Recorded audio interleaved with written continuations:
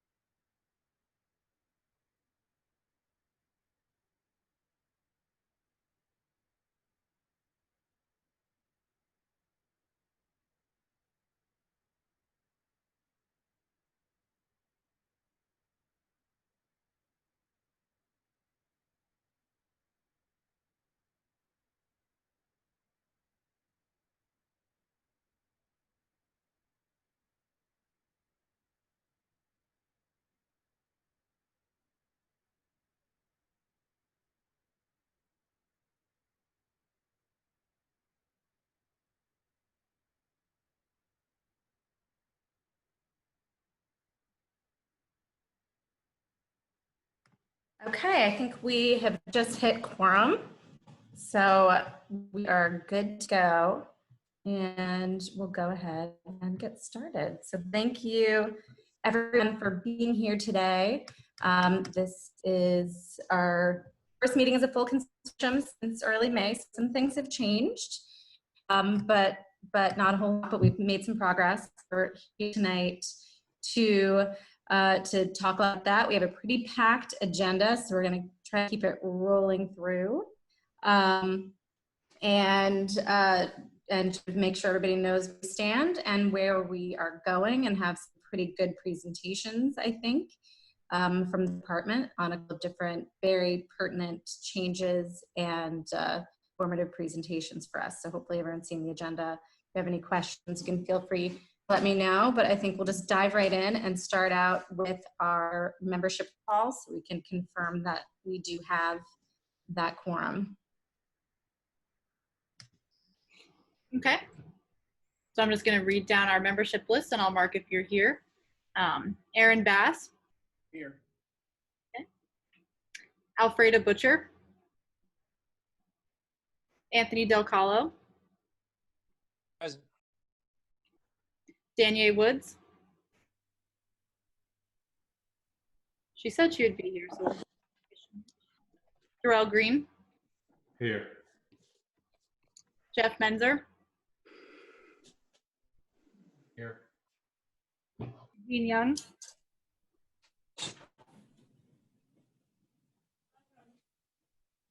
James DeShane. Joe Jones. Here. Catherine Bradley. Margie Lopez Waite. Maria Matos. Link Kohler. Matt Den. Here. Mary Nash Wilson. Here. Mike Brzezinski. Mike Smith. Namdi Chukwocha. Where is everyone? Noel Picara. I'm here. Ray Jones Avery. Here. Rick Geisenberger. Dan Shelton. Good evening. Evening. Stephanie Ingram. I'm here. Susan Bunting. I'm here. Ted Blunt. Tika Hartsock. Here. Tizzy Lockman. I am here. Henry Smith.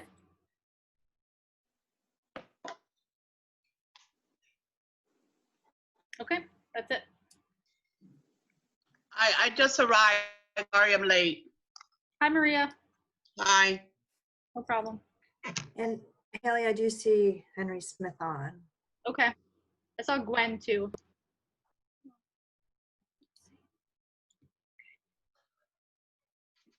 Okay. So we picked up all the ones who we didn't get on the first round. Okay. And we do have quorum, Haley. You can confirm that.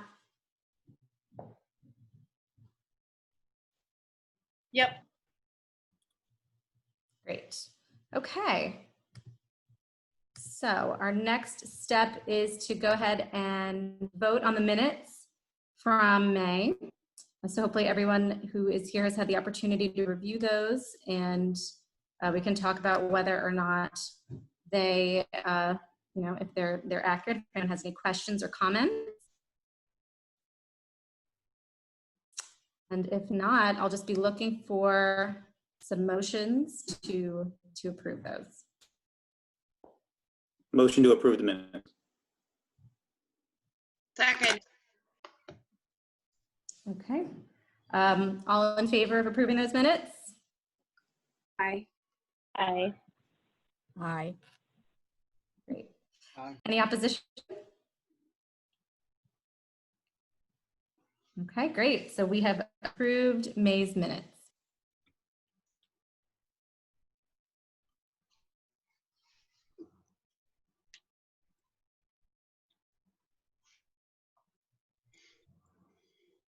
Do I have to read the roll call again? Do we need to call the individual roll call rather than just a voice vote? We could do that, just to be sure. I think that's appropriate. Shouldn't have said anything. Yeah, sorry. Go ahead. Okay. Should I just read the ones who are here or just go down the list again? I'll just do the whole list. Aaron Bass, Approved. Alfreda Butcher, Anthony Del Calo, Yes. Danielle Woods, Darrell Green, Yes. Jeff Menzer, Yes. Eugene Young, James DeShane, Joe Jones, Yes. Catherine Bradley,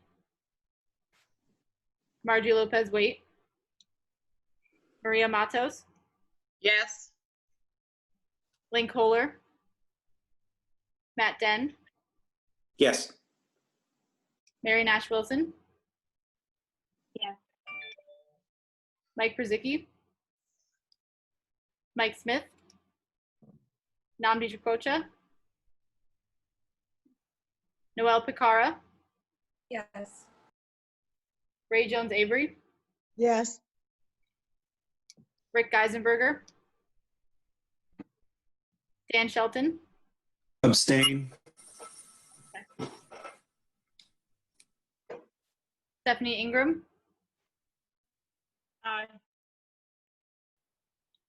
Susan Bunting, Yes. Ted Blunt, Tika Hartsock, Yes. Tizzy Lockman, Yes. Henry Smith,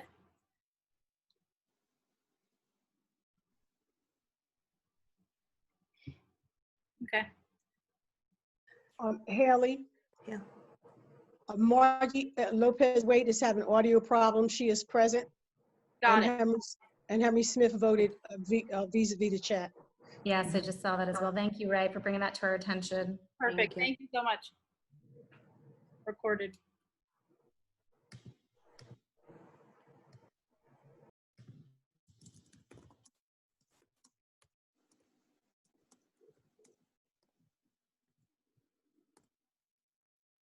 Okay, all good?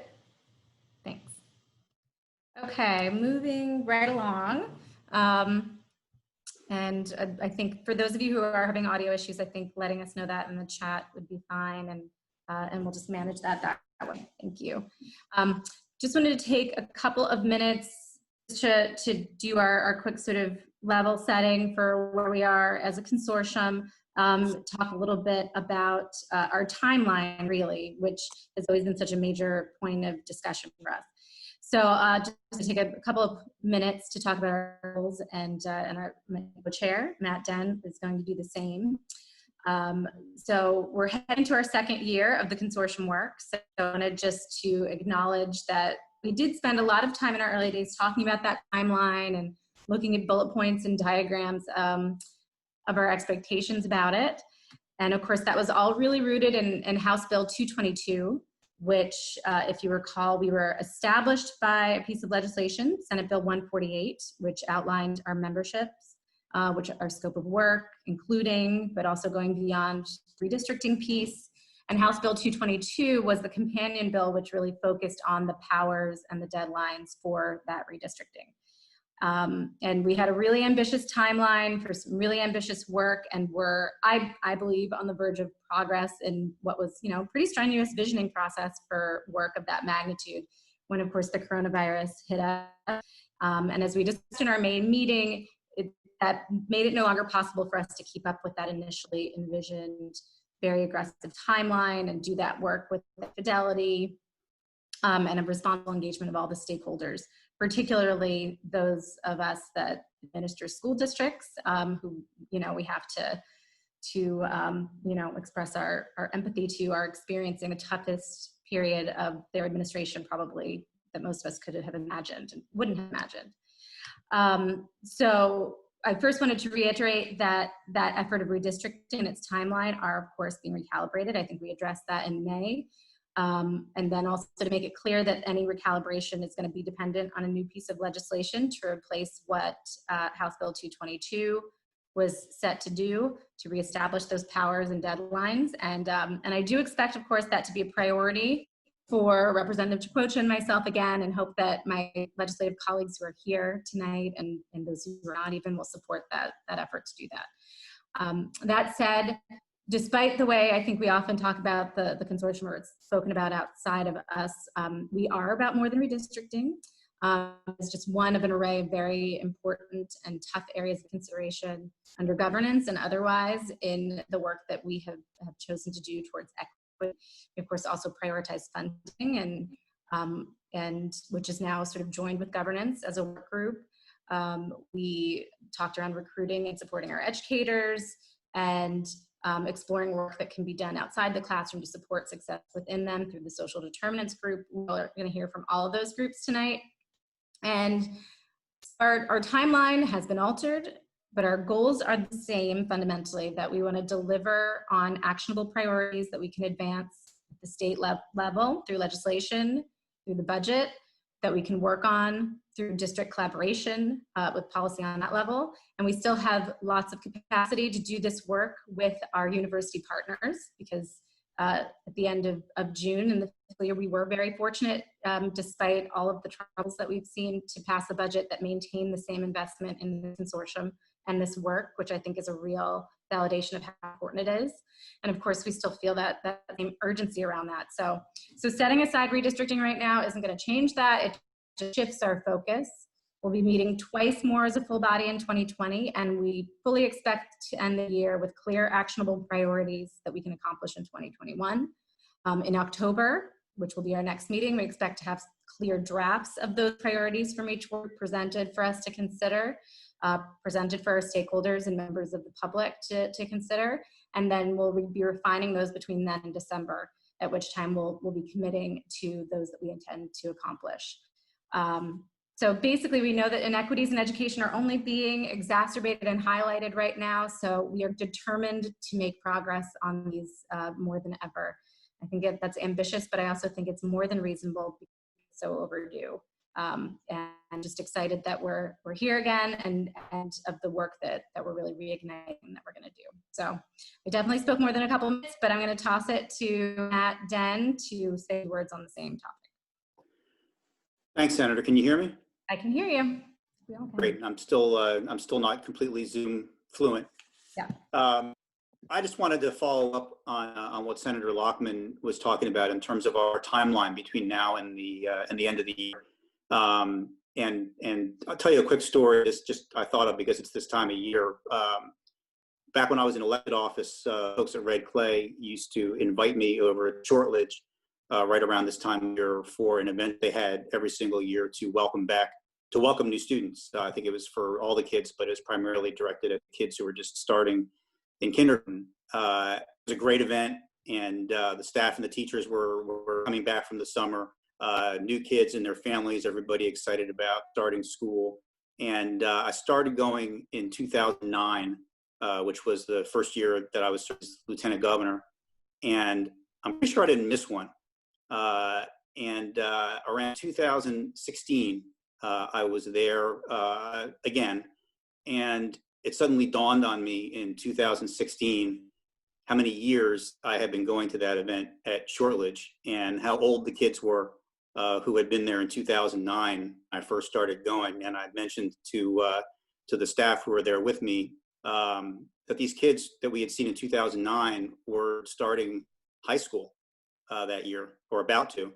And I can honestly say, on that day in 2016, looking at these new students starting school, that we were doing any better for them in terms of helping them to succeed than we had done for those kids in 2009. That 8 years had gone by, and that I didn't really feel like we had made much forward progress, not for lack of good intentions, not for lack of effort, not for lack of innovative ideas. I'm old enough to have lived through No Child Left Behind and Race to the Top and whatever we're calling it now.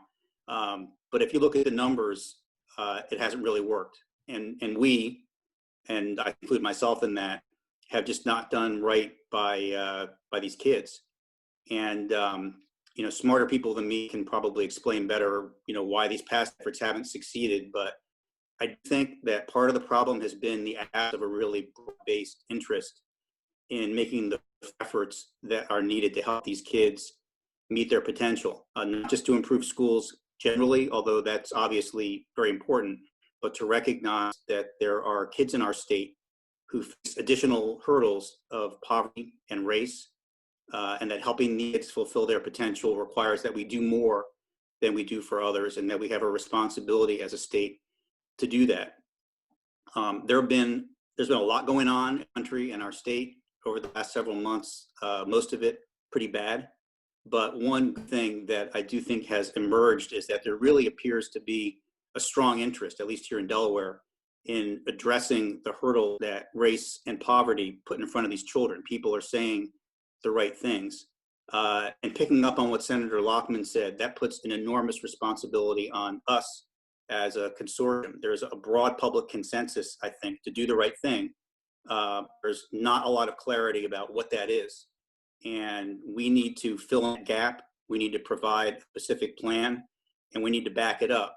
And in my opinion, at least, we need to do that, at least part of it, pretty quickly and with a real sense of urgency, because we live in an era when attention spans are short and when other events can really change the public's focus and priority. So now, when the public really wants to help the same kids that we want to help, and when our elected officials are about to come back in January and start another session, we really need to seize the opportunity and provide them with some specific concrete action steps, even if, as Senator Lockman said, they're just interim ones. So, this work between now and the end of the year certainly won't be the end of our work, but I do think that we need to be aware of the moment and seize the moment, because if I ever get invited back to one of those kickoff events again, I want to be able to look those students and those parents in the eye and be able to tell them that we stepped forward at a critical time and did the hard work that was needed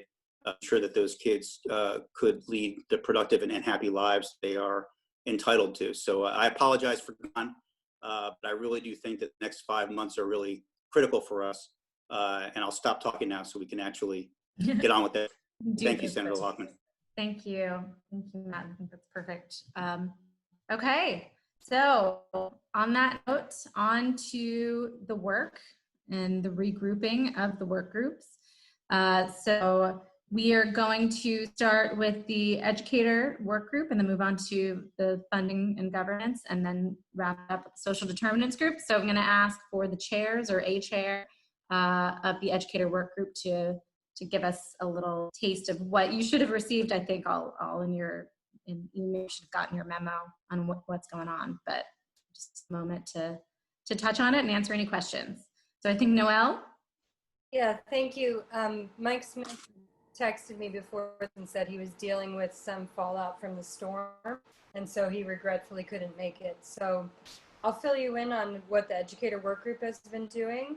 We are really trying to address 2 specific recommendations right now during the pandemic. And when we were presenting in February, we had a really quick turnaround time, as Senator Lockman was saying. We didn't necessarily get to engage with all the stakeholders in the way that we wanted to in order to really plan the implementation of these recommendations. So we are trying to use our time to do that. And the 2 recommendations that we're focusing on, because as we discussed early on, it's most important in high need schools to have high quality, highly effective teachers. So, and also to have leadership that is supportive of those teachers, being able to stay there and grow as teachers, and have them stay for a long period of time and not leaving every year, because that's the most detrimental thing to the students. So the first recommendation that we're really concentrating right now is the Grow Your Own program, and investing in teachers who are from the community, who are already highly invested in the schools. Some of this program is around people who are on the staff in the community who are becoming teachers. Some of it, more long-term, is teacher development programs in high school to encourage and support young people who want to become teachers. And then the second recommendation that we're focusing on is the whole school learning package, that's offered to a high needs school. So it's really important that we focus on giving the most resources to the high needs schools. As we talked about before, you know, it's equity and not equality. So instead of just spreading around resources to everyone, this is one thing that we thought could really focus in a laser-like way on a school that's high needs, and really help to transform the leadership and give the teachers the tools to support the students there. So yeah, basically we are engaging with the stakeholders and fleshing out implementation of those recommendations. So we'll bring back to you the details of that in October. We have 3 meetings coming up, and at our next meeting, we will be again kind of going over stakeholders that we didn't really get to survey before, especially students, parents, teachers in all different settings in different schools, whether it's charter schools, public schools, teachers of different backgrounds, teachers of color, male teachers, female teachers, staff, also like people who are not just teachers, but we want to support all different stakeholders and input as we do the implementation plan. So that's about it. Thank you. Thanks, Noelle. Seems good. I know you guys got a little bit of a jump because you delivered your recommendations to us all the way in February. So it's good to see what progress is being made. Does any members of the consortium have any questions or comments? I do. Of course I do. Okay. Tika, go for it.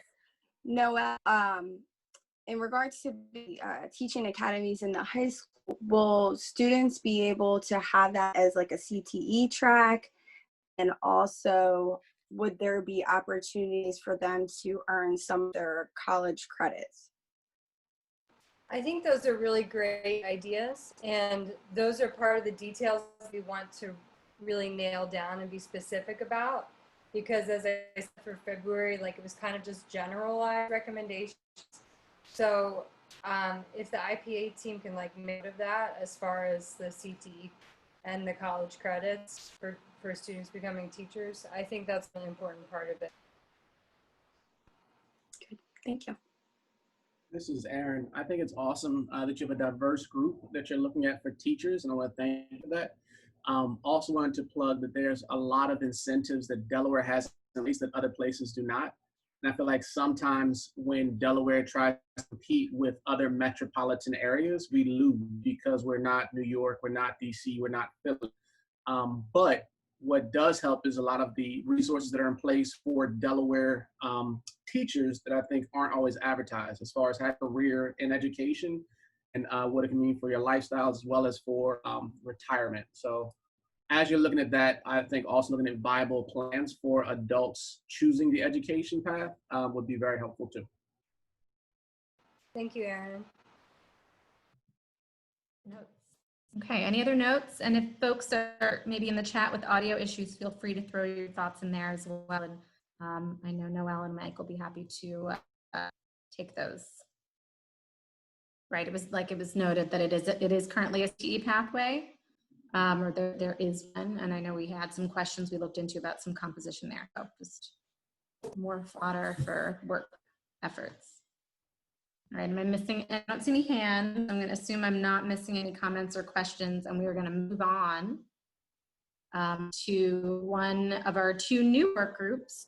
So the formerly known as governance and redistricting is now funding and really is on the conversations right now. And I believe while Representative Chikwocha is at a flag raising at the moment, Eugene Young, one of the chairs, is with us. And yes. give us a sense of where we are with this work group so far. Sure, good evening, and thank you so much for this. I'll just give a quick outline, even use a little bit of our,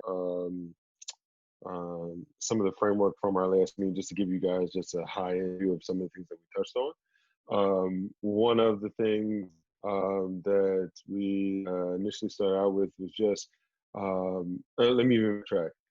We are speaking for, and I'm sure Representative Chikwocha would say this as well.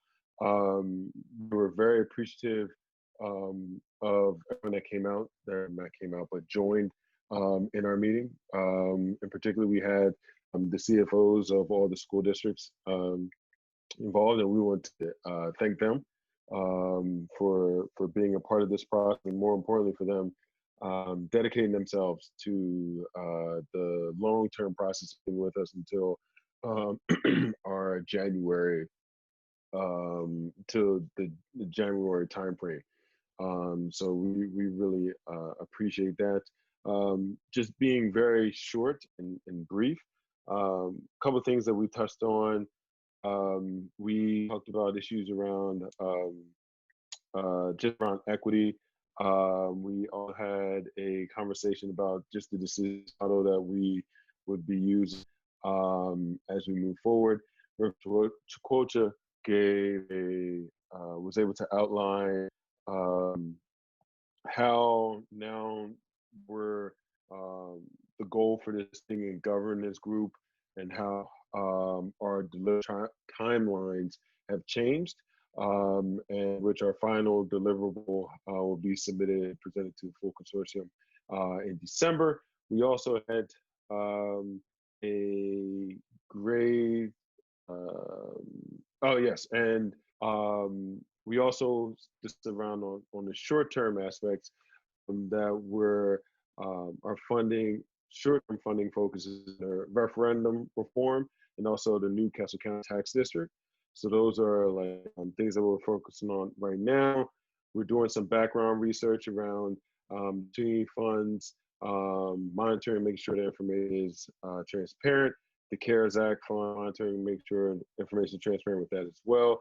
And then long-term funding focus is the financial needs of high-powered schools, and also systemic issues in the Delaware funding system. So these are some of the things that we touched on.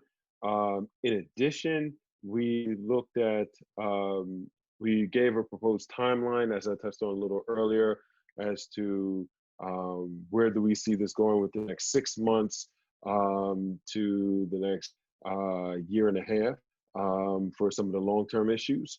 And we also we delved a little bit deeper into what does it mean around the referendum reform and also New County School District. And then, to be quite honest, we opened it up for people to provide some feedback in regards to our timeline. That was the main thing, because it would kind of puts us out into the type of work that we're going to be doing, and how much we're going to be meeting with each other moving forward. And everyone seemed on board, and it was certainly good to see that, and everyone seemed committed to the work that needs to be done. And also, there was one of the things that we talked about before closing it out was how the reminder that the work will be impacted, the work that we're doing will certainly be impacted by the property assessment ruling and the lawsuit on state funding for action. So that kind of gives a recap of our previous meeting. I will say it was a short meeting, which was, it was very efficient. But I'm here to answer any questions if you have any. But overall, I just want to say thank you again to all that were on at the meeting last week. It seems like eons ago, and also those who, in particular, the CFOs that have stepped up and given their time and have dedicated time to these areas. Thank you, Eugene. Yeah, it's great. Hopefully everyone has had an opportunity to take a look at the memo came around, but also the materials, which I have to give Haley a particular shout out for doing such a wonderful job with other members of the IPA team pulling together the agenda. And I would be remiss with you saying that. I have to give a special shout out to Head Joe. Like the whole IPA team has been extremely helpful in this journey. One of the things that we're really looking forward to is presenting a lot of the research that has been done on the assessments, tax assessments, and things of that nature a lot of research done from in that regard, and we're excited to share with the subcommittee and have deeper conversations as we move forward. So I just want to take this time to just say thank you as well. Yes. We really appreciate it. Yeah, your agenda all the way through December is very finely mapped out, so it's awesome. Love to see that. Any questions from the group? Eugene, is it possible to have invite DEO or Tizzy maybe even to our next general meeting, but DEO to give an update on some of these cases and how it may impact the work that we're doing, or for members that may not be familiar DEO? You want to answer that, Eugene? Senator Lockton? Sure. Yes, we have no problem at all. Inviting that, absolutely. See that fitting into the flow of what you all are just in the context of the work group. Probably it'll need to be asked before October, I would think. I think that would be helpful moving forward. Ray Jones Avery also commented, in order to transform to student needs-based funding, it is critical that we articulate financials for students versus schools. And also she asked, are there adequacy and drivers for equity aligned with incongruent? What is the definition of adequacy? So if Eugene, you had that answer for her. I'm looking at the question in the chat now, because I couldn't really hear you. So in order, I agree with the first statement. In order to transform student needs based on funding, it's critical that we articulate financial needs of students versus for schools. Totally agree, and I think that is something that I would give a shout out to Senator Consortium. He's actually brought that up a couple times, so that's something we are certainly looking into.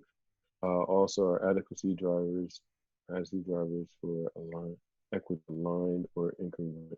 What is the definition of this? That's what we're, so for the second question, that's one of the things that as a group we are working on as a committee or a subcommittee we're working on. So I'm to taking more thoughts as to defining what adequacy is as we move forward. Because right now defining terms is going to be very important as we start pressing forward with plans for this body. Eugene, also our help if you need a lot of information about the opportunity or how the CARES Act money is distributed or what the parameters are around those funding lines. Thank you, Secretary, and we will get aboard that offer. Absolutely. Glad to help. Thank you. Great, that's exactly what we're here for. And so those are all great notes and opportunities to make sure we are putting all the pieces together. Any other questions or comments for funding and governance? Okay, so moving to the next, we have our very new, I have a slide for that or not, but I'll just keep going. Our social determinants of health and education work group, which is very new and chaired by Ray Jones Avery and Superintendent Jeff Menzer. So the floor is yours for either or both. Thanks, Senator Lockman. I think I'm going to be speaking for the both of it, and if it was to add something, she'll probably chat it in or she'll chime in. As the slide here says, we're a newly formed, at our first ever connection via Zoom on July 23rd, and this group, our efforts are really clearly highlighted there on that fourth bullet about we're thinking in terms of developing a vision and a shared vision for what this work group is going to be developing, how we're going to be identifying resources that can be aligned and mobilize, achieve the objectives that we establish, primarily around this notion of goal setting. And we're looking to support students both in and out of the classroom and in the community. And that's kind of we're in this early on phase of this discussion of what that looks like and what the ideal model would be. We kind of started out any hindrance of any barriers that have typically been in the way. We asked people to envision what would be the ideal setting for students to thrive in schools, both in the community and in the schools. And we kind of convened 3 breakout groups to kind of have those discussions. I mean, we jumped right in, it was pretty quick. And we had a very depth conversation in those work groups, and a lot of ideas generated and some themes emerged that we plan to kind of address in our next meeting as we begin to kind of shape the group and try to begin to coordinate and align goals that we're going to establish to support students. Some of the things that came out of the smaller breakout group sessions were this notion of the student sense of belonging and their attachment to the school, this concept of the wraparound service has to be in and out of school, and there needs to be communication between two. It can't be in isolation or in silos.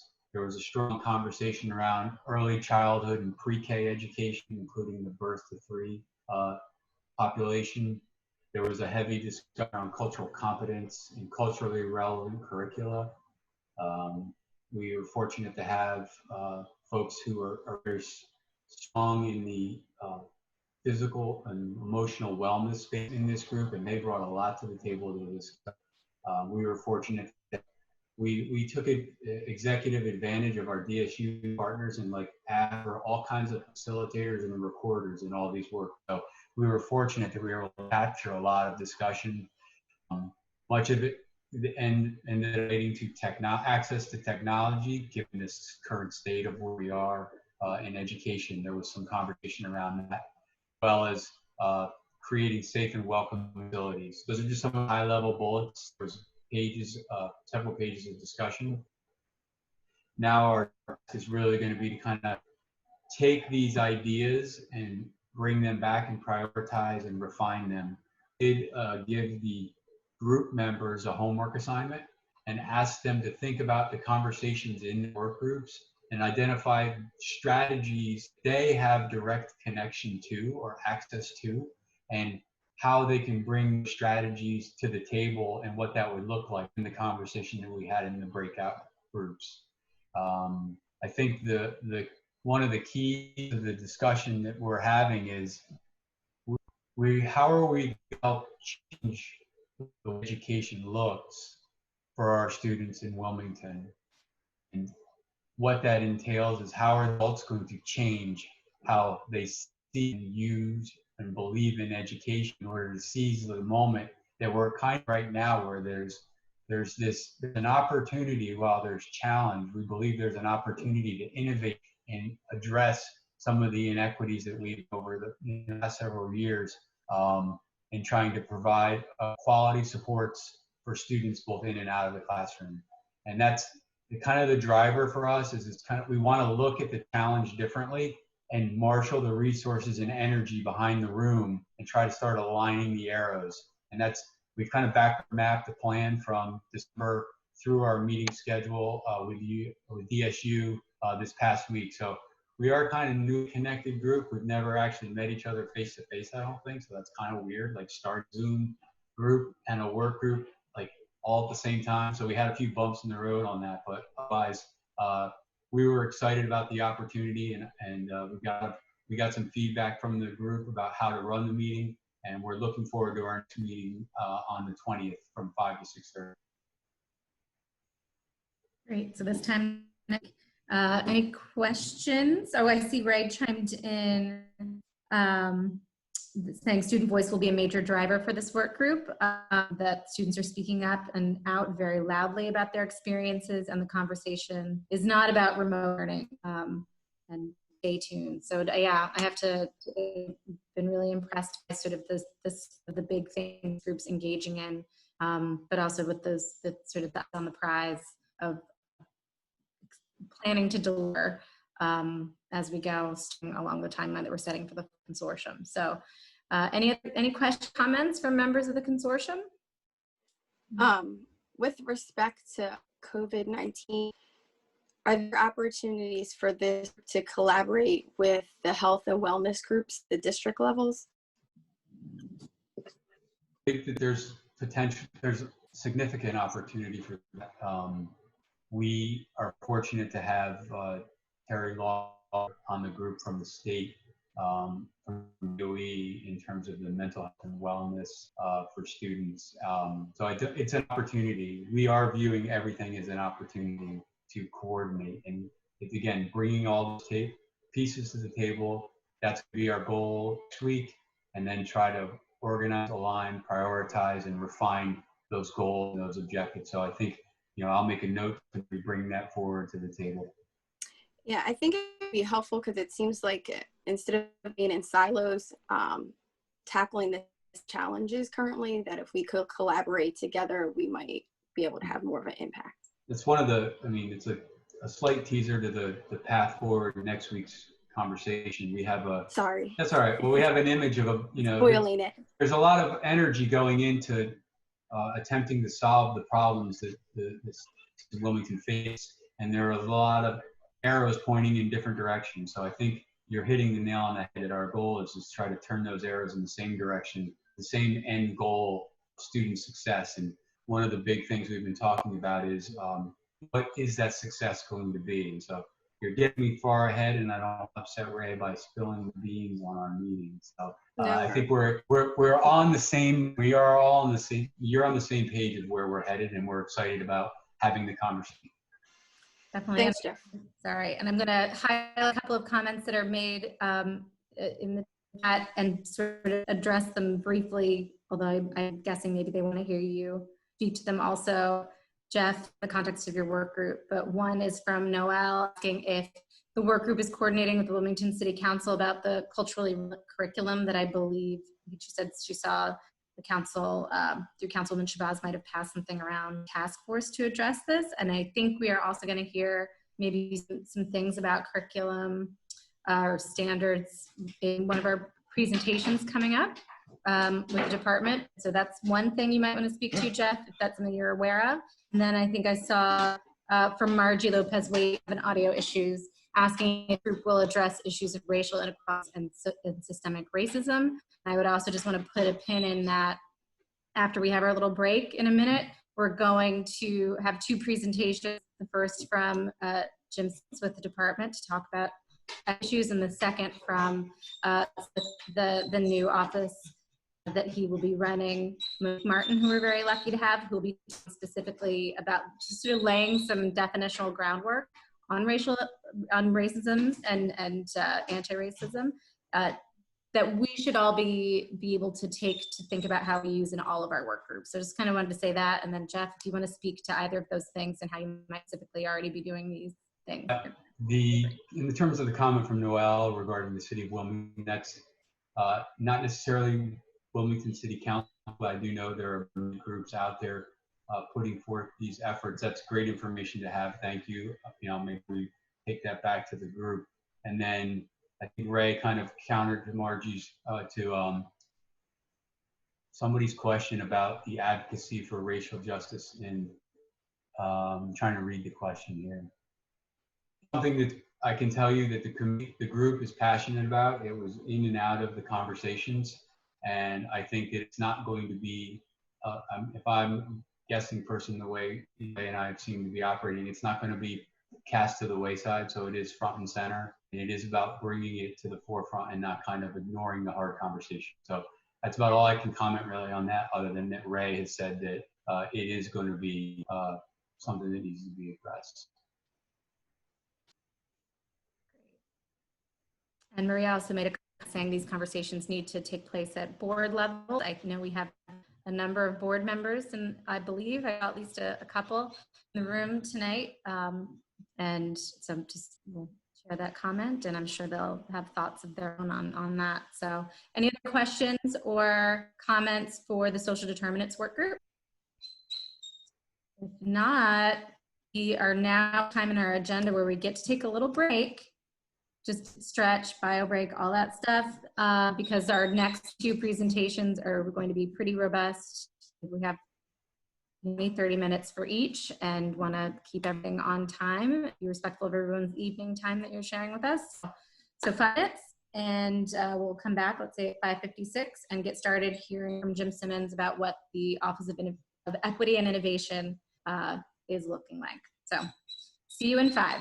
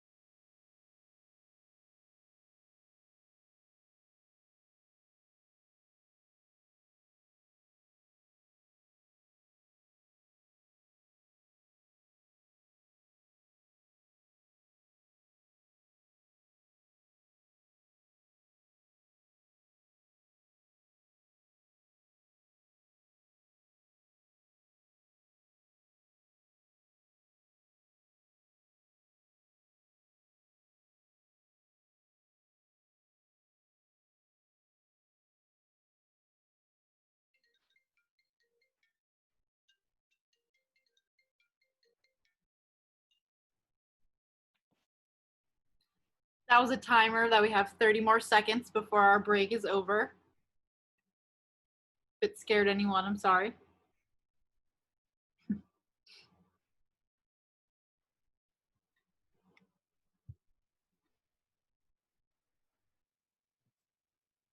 Okay.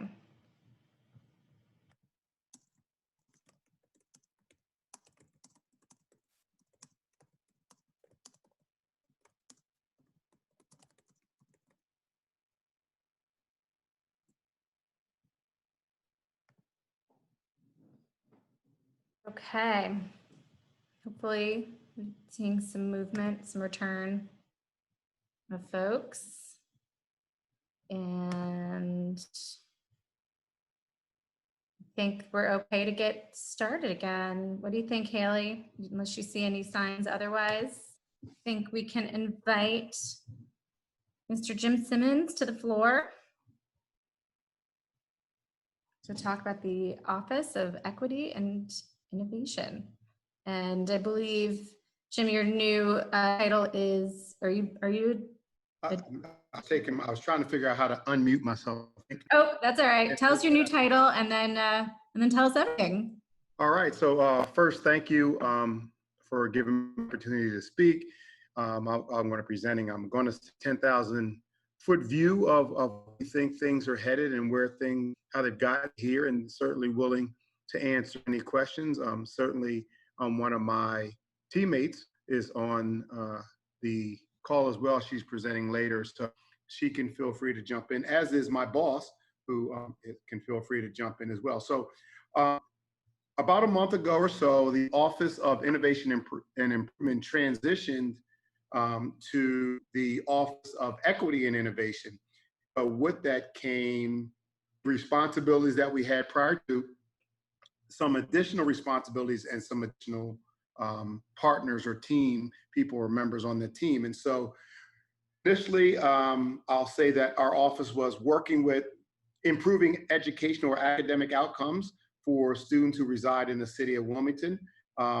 We've since then taken on Newark High School as the approval process for CSI schools, because we felt a team that Byard and Bancroft students, as of right now, will feed into Newark. So that's an additional change to how we're doing school improvement. We are working to create, I'm going to say, an audit of right now social study standards, and we're working with the curriculum and instruction team at DOE. And then we have 3 initial plans in this new office that align to these 3. They're not the only 3. I call them the 3 pillars that we're starting with. The first is to create these inclusive policies and practices, which include looking at those standards. Again, to align the work of diversifying the teacher workforce. And then the third, which I think we've heard in almost everyone's presentations so far today, to support the creation of a student voice, which I've seen in the number of town halls at different charter and districts have had. I think there's been 4 different ones. Some have had multiple times. And then trying to align the work of school improvement, social emotional learning, and then educational equity and social justice. Those are all the things that encompass this overarching theme that we're trying to do. And so from there, I'll talk about each of the people on the team. I guess maybe I don't know if I should have introduced them first or do them as we go, but Deanne Wimbish, who's been on the team the entire time that I've been on the team, and she also was on the team when Darrell Green served in this capacity as well. And so her role in this office is to facilitate the school improvement piece. And so she delivers supports through on-site coaching. She works with the teachers, the principals, and different staff members. She works to provide instructional feedback. Try to say that all of our strategies are the best practices, but also more importantly, they're research-based. A needs assessment. So we worked with West Ed, and they had a call survey to determine what the individual needs were by that school by getting information from the voices of the stakeholders. And I think that was important, that that needs assessment was shared with the outgoing administration and also with the the onboarding or the new coming administration. Dan Shelton has a copy of that as well.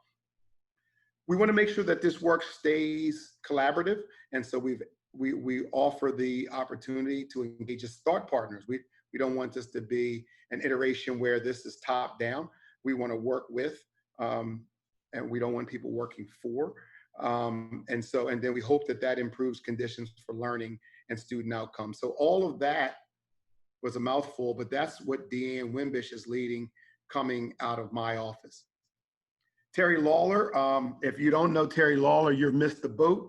I say that Terry Lawler's in my office and on my team, but she works for everybody and every entity in the state of Delaware and taking on this social emotional learning piece and taking on trauma statewide with the various partnerships that she's developed, which include the mindfulness practices, looking at a universal trauma awareness. I would argue those ACEs that was an original of 10 is now multiplying exponentially around this pandemic, and where that sends people into some trauma. I don't want to use PTSD, but some additional trauma that can come out of going through this pandemic, going back to school as we prepare to reopen.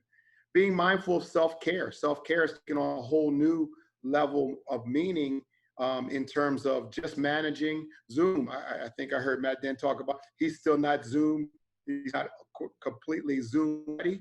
And then you just saw the number of people having some issues with audio. So those things start to become frustrating when you're trying to do the very best job that you can. So making sure that folks are being mindful of self-care, even around just sitting around more than normal because you're in isolation and working in your house. Also in our office, we've been spending a great deal of time of creating a whole child education. Like, it isn't just about the academic piece, while we certainly know the level of importance, that whole child piece, the mental and the physical capacities, which leads to having compassionate environments. And so all of those things encompass the work that Terry's doing out of my office, and like, as my slide says, and the list goes on. I'm certainly willing to share my slideshow or slide presentation if that's necessary, especially if I start to talk too fast, because I know that I tend to do that at times. But I also want to be mindful of time and then give people a chance to ask any questions that may come out of it. So the new team members that were highly drafted, they were all first round draft pick. And I lean on Monique. We talk weekly, daily, every other day. I don't think we've gone 2 or 3 days without speaking since she's joined my team. I count her expertise to oftentimes inform me, and she's going to do some of that later on in this presentation. So I don't want to steal her thunder, but her equity work that she started prior to being on my team included things like, how are we going to move this equity movement forward with her equity team at the department, utilizing the Equity Council that is looking to enact policies and practices to advance diversity and inclusion, creating this equity network that includes not only student voice that I've mentioned earlier, diversifying the teacher workforce, having culturally responsive leadership and teaching, and then again, these inclusive environments, because a lot of our schools aren't inclusive. Let's just call it what it is. And so we've got to be mindful that we've got to look at that to adjust that in the best interest of kids. And then this equity network that's engaging all of our stakeholders in professional learning, because we're all learning as we move through this sector that we are in education. That's the overall view of the team. And certainly, I don't know if I should maybe break it up into segments to say, does anyone have questions around that piece first? Because I was also asked to speak briefly about the CARES Act funding, because I know that is a big, people want to know and make sure that the money is being used equitable, kind of fits into equity, but how is it being used and is it funneled into the right place? So I guess, does anyone have any questions around the team piece, the roles of the team? I can answer those questions before I go into the CARES Act funding piece. I just put up the chat and I don't see anything in mine. So here's a chance for any questions for anybody around the team, the makeup of the team. I did forget 2 members, and I'm remiss if I didn't do so. Part of my team was also 2 teachers on loan. Jenny Furcucci, who works out of Sussex Tech, and she's an English teacher, but she also serves in a capacity as I'm gonna call her teacher on loan for our team, and she's working with Monique and the equity work. She's actually done a lot of work this summer with school boards and professional development with them. And then the other person is Chantal Ashford, who is out of Indian River, also an ELA teacher. And I know that Jenny teaches a social justice class, and I think Chantal mentioned that she will be teaching a social justice class next year. So they also are part of our team, and I'd be remiss if I didn't mention them in their role as the contracted teachers. So any questions before I move into the CARES Act funding piece presentation? I do. Was that Maria? Does your office have a charge, goals, objectives, a charge of what it is, of what you see success will be? Is that something that you can share? I would like to see what the charge of the offices, what are the innovative pieces, what exactly is the charge of your office? Well, I think the overall charge, you know, it's funny because I asked the same question when the office was moved. I think this oddity of this work is just the improvement of equity, and how do you measure that? I don't know that I would call it a SMART goal, back to my DPAS and administrator days. But I think that the fact that we're addressing it and looking at some of the things we're asking all of our districts and or charters to have an equity lead. You've seen a number of positions already being posted. We've seen responsibilities being handed out to those folks. We're seeing student voice, which was one of the second goals that I listed. We're seeing town hall meetings and people creating opportunities for students and families to speak. I talked about the inclusive practices, the audit that's going to take place that will align to the request from President Shabazz's office around what are we going to do different around inclusive curriculums. And so those are the goals. I don't know that they have the measurable pieces, but that's what we're looking to address, those features that we feel are important to keep the work moving forward. My question was, is that in writing and can I get a copy? Can I jump in? This is Monique. Sure. Okay. Thank you so much for your question. We will have some writing before the end of the year. This past year, we engaged in stakeholder feedback sessions around the Delaware Department of Education draft strategic intents. And as Jim was sharing, our first strategic intent is around student voice, which is elevate and empower student voice.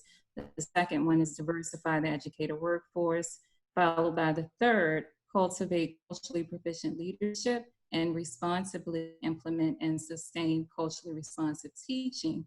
The fourth is around, you know, it brings in the social emotional learning piece and policy, and it's creating equitable, inclusive, responsive, and socially just environments. And the fifth one, is building active and fluid diverse partnerships. We will have a draft in the fall, and we are in refinement mode at this time based on a report that WestEd submitted to us because they served as a neutral facilitator in that process with multiple stakeholder groups for this past school year. We will have that information in writing. Thank you so much for your question. Just to follow up on Maria's question, so will that report have measurable features that we can hold you to? Thank you for asking that question, Aaron. And also thank you for being a part of the team that will support with the metrics for that. We have a data management piece aligned to each strategic intent so that they are measurable. So the answer is yes, but what that looks like has not been determined, but the DLERT team will be a significant voice in what that looks like before we translate that to all stakeholders. Does that answer your question? Yep, looking forward to the work. Okay, thank you. And thank you again for being a part of it. Well, I just have one more question. So the department was created, but the department doesn't have a written charge? And so our calling and the creation of the team itself was based on a stakeholder demand. Timing is everything. Work was continuing at the department. However, it was one position, which was my position on the educator support team. And this was part of the tipping point to create the equity and innovation team, is this moment that we're experiencing with the pandemic and social injustices. And so we felt this was the right time to do the right thing in response to our current state. So everything that you're asking about was already in progress. It just has not been finalized. And we do not want to misstep. We want to move through the process with fidelity. Does that answer the question? No, but I give up. I can speak to you offline.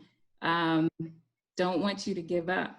I'll put I'm just saying that if you're creating, if you're creating a office of equity and innovation, I would think that before you bring the team members on and start your work, you'll know what the work is and how to get there.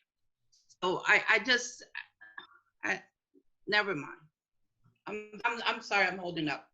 Your point is well taken, and I'll be more than happy to debrief with you offline. I'm trying to be as transparent as possible, and I'm really interested in what you have to say. And I certainly appreciate your advocacy.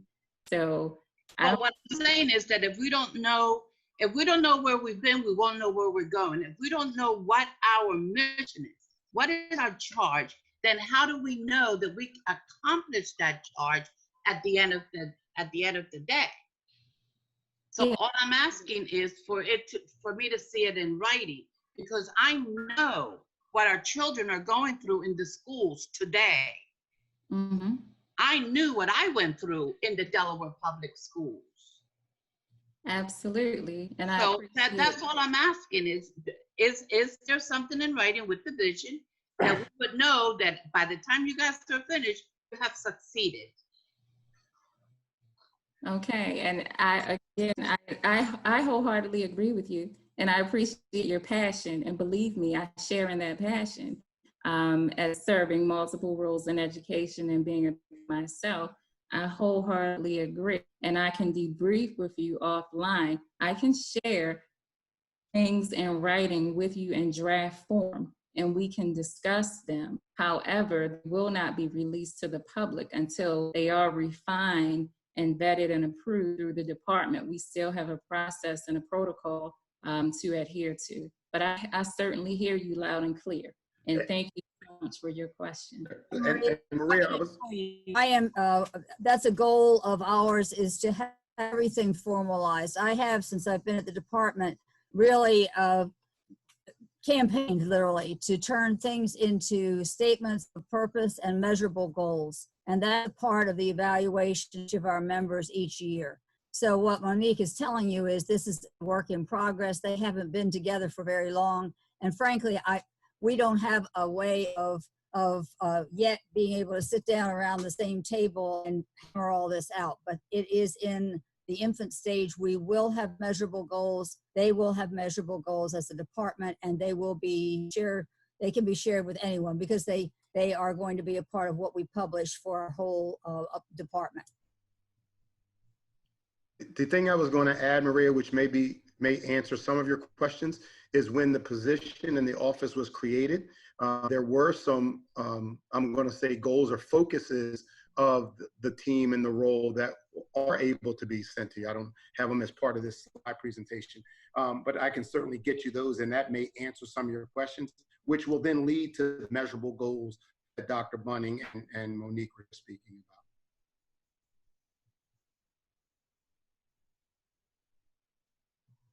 I don't know if Foster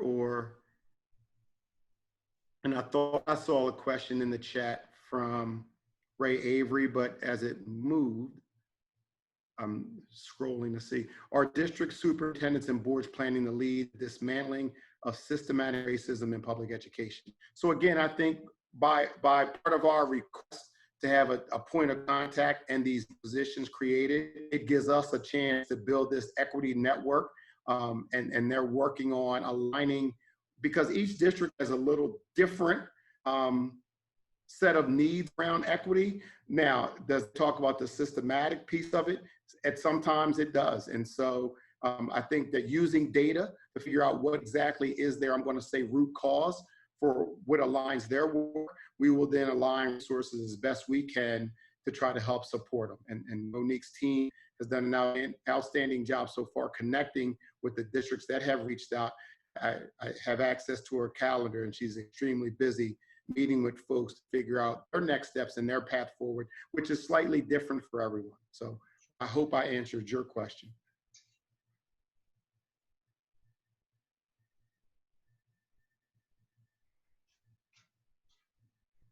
So, and before we move on, I just was going to highlight a specific question that you can, you know, for you to answer. The rest I think might come up during public comment, but do you all have or plan to have a definition for the Department of Education to work from of what systemic racism is? It's pretty much a yes or no. I don't know the department has a systemic racism. I know that we're working, we do have, what does equity look like? And we try to align it to the one that you have, that we've used in Reading. I've shared that, you know, obviously Monique has seen, and so that's something that we'll talk about as well. Great, thank you. I don't see any hands either, or hear any voices. And there's a lot for us to dig into here, and I know we will continue to, but I for one, would love to hear the CARES Act update as well. All right, so I'm going to move to that presentation. So the state was awarded I want to say it was $43.1 million, and 90% of which had to go back to the LEAs. The department held $4.3 million, that is the 10% that was held back in the CARES Act for the state to keep. And most of that money was spent towards creating access in areas without or had limited access. I'll talk about that in a little detail in a minute.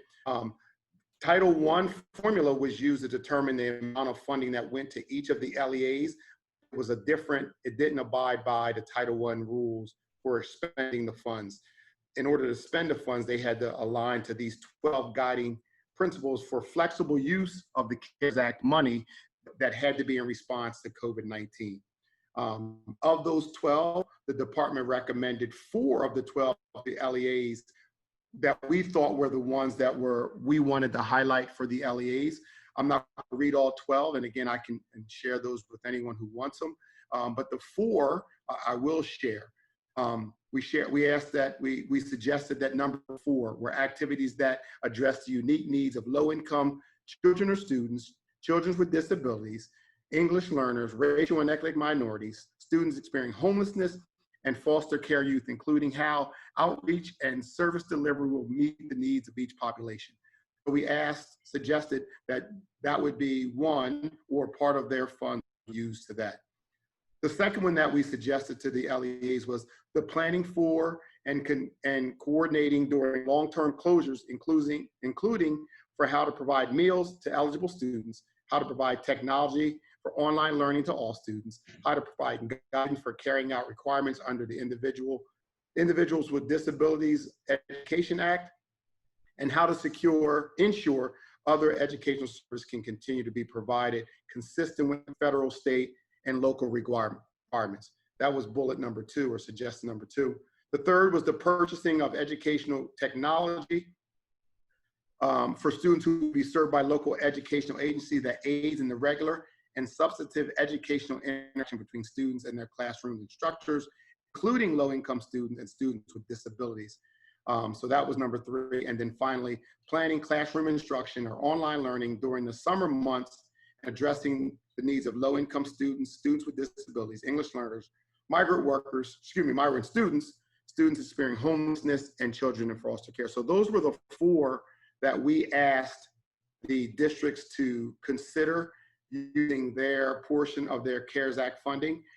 After that was allocated, the state was received $7.9 million that they partnered with our 4.3, which got us to a $12.2 million. And then that money was allocated out in 4 different buckets.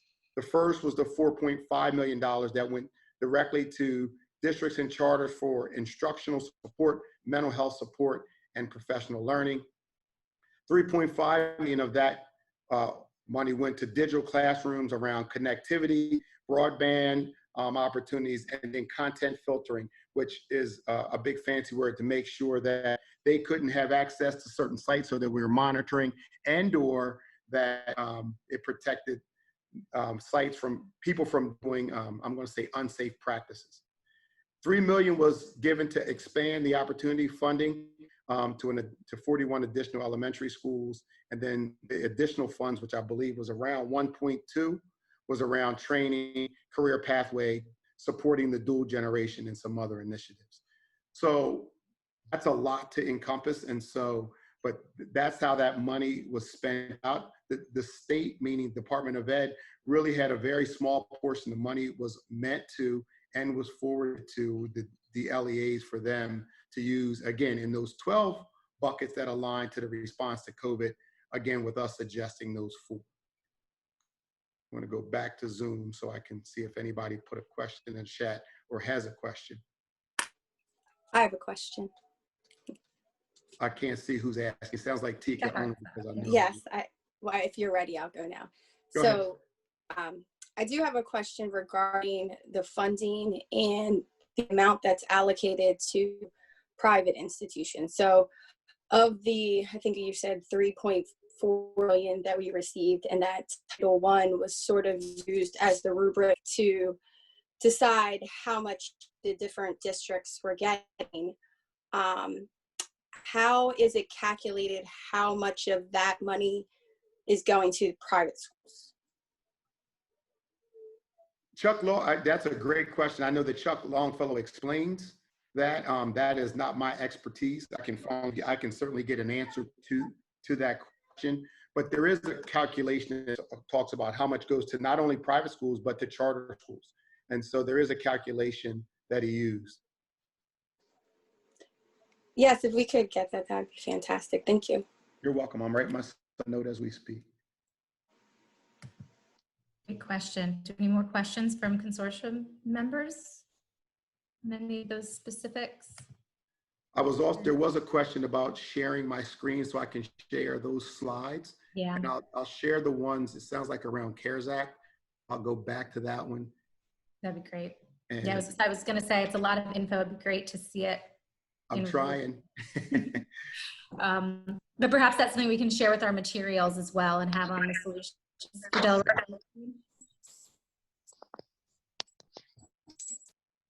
I see that Representative Del Calo has a hand raised. Yes, thank you, Tizzy. I appreciate it. So one of the things that I had some questions about, and it relates not only to our work on this task force, but also to work that was done on the reopening guideline task force. And that is, looking at the different recommendations and being cognizant of the fact that we have a very tragically higher rate of infection in our minority communities, is how we're positioning ourselves to use what resources we can to make sure that we're fully equipped from a public health and safety standpoint to make sure that they're properly looking after our students. And that's something that I hadn't been certain of before. Wanted to raise the question now since we're on this general topic.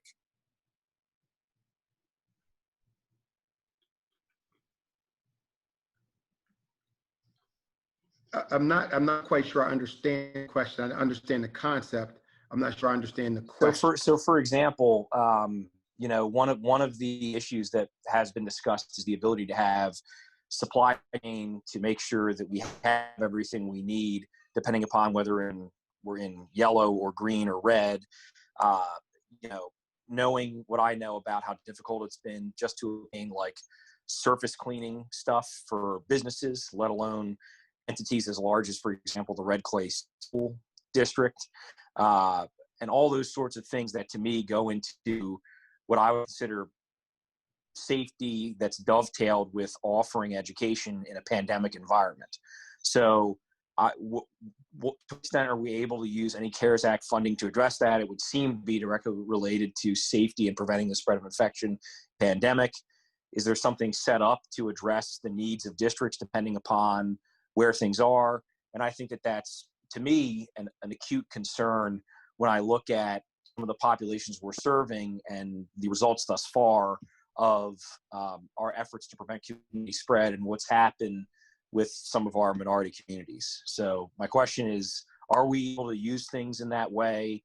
Is there a plan surrounding that as we're responding to the pandemic and also trying to dovetail that with offering a strong education to our kids? So part of that can be addressed if you look at, I just changed the slide. In those 12 guidances for the use of the money, number 7 speaks to supplies for sanitizing. And I think that what you're doing around that can be used to address the safety issue for students. Again, these 12 guidelines are meant to be extremely flexible. And so, yeah, it's hard to encompass everything. So I think they wrote them extremely vague so that that gave district states the ability to be flexible to address those issues as they pop up. I just want to say we have about 2 minutes before we have to move on to our next presentation. So I just want to note that that's still 2 minutes though, and just to keep us on time. But I would still encourage folks to put CARES related questions into the chat. We can make sure that we get those to Jim and get responses for the consortium that we can share over email and such. And I just shared the 3rd slide around how the money for the state was allocated, or excuse me, was spent in terms of the 12.2, which was the 4.3 from the department and the 7.9 that went to the governor's office. Oh, that's really helpful. And I'll share this with Haley. We talked about sharing it initially. I just thought it was going to be speaking points, but I certainly would share the whole slideshow if people can hear what I said, see what I said, I guess. Yes, that'd be Thank you. Senator Lockman? Yes, ma'am. I know you need to move on, but I do have a pressing question. Yes.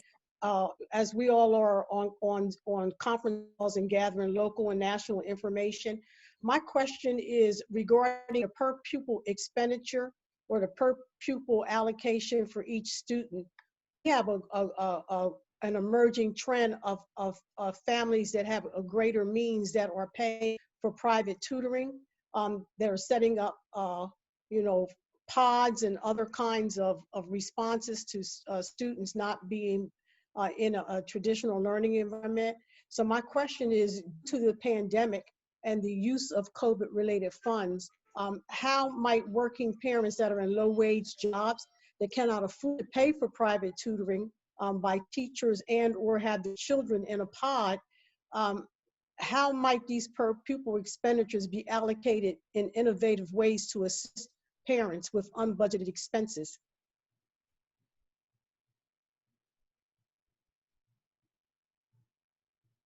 I don't expect you to answer it right off the top, but I think that we have to ask that question.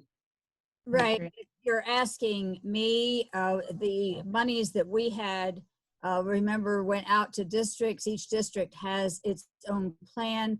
And so that would be something that's locally determined. And I think you do have a superintendent or two on the line, so they might be able to give you a view as to how in their particular districts that might happen or not. Our money as a state was given to the projects that we thought would affect the most people. And so we invested in content filtering, which Jim mentioned, and the benefits of that for our students, and also in establishing greater broadband and tower construction, for example, to make sure that more of our children had internet services, plus a little bit for summer learning next year. But the bulk of the monies went per student, and it was done based on Title I numbers to districts. And so some of the district plans might be able to address what you're asking. So I think both Dan Shelton and Jeff Menzer are among our participants this evening. Thank you. Tizzy, Senator, Yes. do you want us to come back to that, or how do you want to manage? I would. It's you know, if our value is to drive towards equity, that means that everybody doesn't get the same thing, and so we have you know, I'm obligated on behalf of the constituency that I'm a part of to, you know, ask these tough questions. Absolutely. And so I don't know if you want the superintendents to respond or if you want to hold it. But I mean, back to it. if they feel like I could speak to it briefly, but I am very, very mindful that we have an extremely important presentation that I want to make sure we can keep as many folks around for as we can. So and then if we can get a response at a soon, maybe not tonight, but soon, that would be very appreciated. We have loads of parents that cannot buy out of their pocket what people are buying to keep their kids learning. And Jim, is that a question you can help us make sure we get, and Secretary, that we get an answer from those that you mentioned? Well, she's asked us to speak to superintendents to respond. Yes. Okay. All right. I won't forget my question. You can go on. I know you won't. I don't expect you to, and I'm definitely not trying to brush that one under the rug. I think that's an extremely important topic that we wanted to talk about CARES Act funding for that exact reason. So I'm hopeful that we can get a response, perhaps writing, that we can share one and continue to press issue between meetings as well. Is that acceptable? Yes. Great, thank you. All right, so with that said, just a couple minutes behind ourselves, we would love to invite Ms. Monique Martin to the floor to facilitate a presentation on an aspect of educational equity that we want to make sure we are all collectively grounded in. So Monique, we heard a little bit from you, but this is your big moment. Yes, thank you so much. And, you know, I appreciate the energy and the passion, especially around equity. And I look forward to continuing the conversation, supporting the conversation, but not just through the lens of equity, but also taking a social justice stance and devising actionable items that we need to have in place. And I want you to know that I take this very seriously. I've been in education for more than 20 years. I've also served roles as principal, academic coach, small business owner, advocate for the Maryland Disability Law Center. I've been principal in Bethesda, and I've been principal in Cleveland, Ohio, as well as Loudoun County, Virginia. So I've been turnaround principal as well as for affluent communities. And so I see it on, I see things through the lens of equity on opposite ends of the spectrum. And I also grew up in Baltimore City, East Baltimore City, and my upbringing was very different. We were certainly poor, but the systemic issues that we're facing today, of course, I faced them firsthand. And I think my experiences and my background absolutely empower me to engage in this work in a very meaningful way. And so I embrace everything, all the energy that's at the table, and hoping that it manifests so that we can have actionable items to better our system, our institutions, our students first and foremost, but ourselves in the process. So thank you so much for this opportunity. And my name is Monique Martin. We're gonna move on to by the end of this session. So this is what we're going to do. It's very ambitious. I love to start with celebrations, and because we're experiencing so much during this time. And we only have between 20 and 30 minutes, but we're gonna get it done. And this is a step in the right direction. It's a beginning. This is not an end. And please understand, you know, during this time, you will feel uncomfortable. There will be non-closure, but I'm just glad that this is a brave community, and I hope that it remains a safe one as well.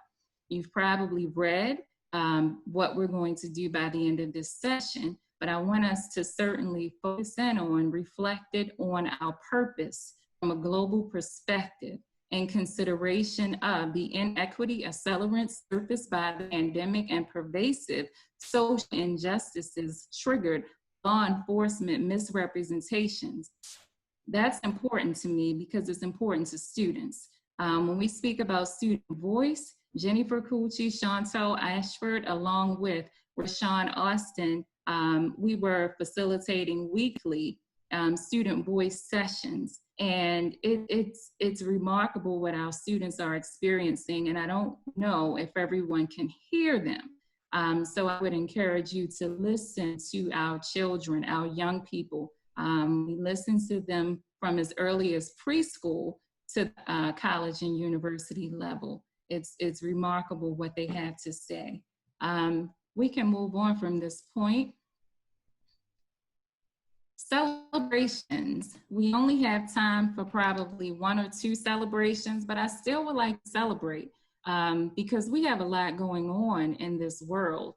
And a lot of times we don't take the time to just give ourselves permission to pause and process the positive things that are going on.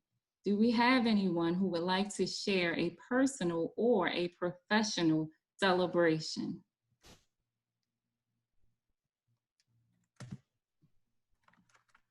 I think I see a hand. Maybe it's a leftover hand from Senator Del Calo. I think for some reason my hand didn't go down from before. Okay, sorry for calling you out. In no small part because, and I apologize, but we just closed on a house, and that's why I'm doing this from a cell phone. Oh, so, God. All right, no worries, no worries. Sorry. Well, Senator, that's your celebration. You just closed on a house. I mean, how can you not celebrate that? We're celebrating personal and professional celebrations. Thank you. And Kristen, concur. Thank you. That is a celebration. Thank you so much. Thank you. Any other celebrations? Let's take at least one more. I'm going to call out one of our new members, Dan Shelton. Sorry, I'm going to call you out. Well, I can certainly celebrate that we made it through the first month and have had tremendous engagement in reopening from our community as a celebration. Wow, thank you for sharing that. Family and community engagement is everything, and seeing our community as partners in this work moving forward, that's a celebration. Thank you for sharing that. We need everyone at the table. So now I'm going to share about the Delaware Department of Education and some of the equity work that we've been engaged in. We do have an equity council, and our equity council primarily functions internally to hold ourselves accountable. We believe that equity is a process and equality is the outcome, but we also have 2 other commitments, one internal, one external. Internally, we enact policies and practices that advance diversity and inclusion within the agency. And externally, I believe that we're on common ground with wanting to enact policies and practices that ensure a student's demographics and background have no bearing access on the program, services, resources, rigor, extracurricular activities, and we're not ending there, but we want students to also learn in environments that are conducive for learning.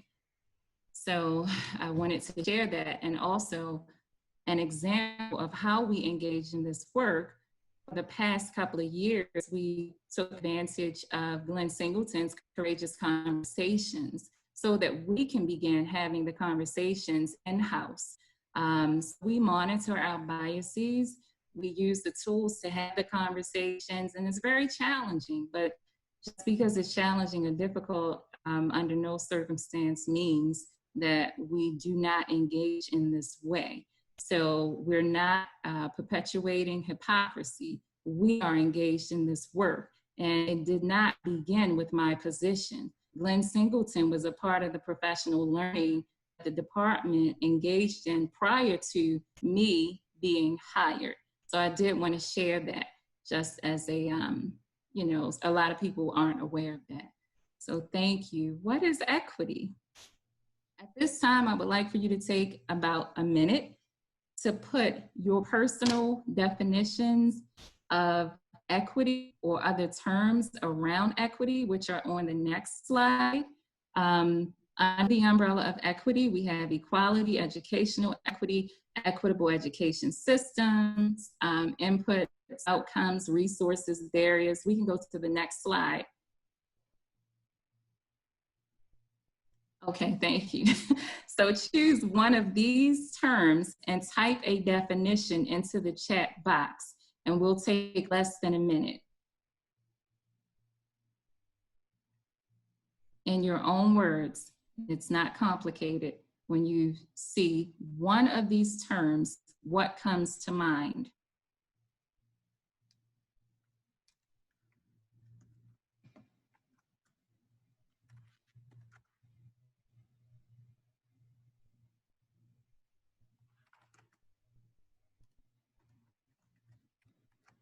Thank you, Dan. Everyone gets what they need for equity. We have less than 30 seconds left.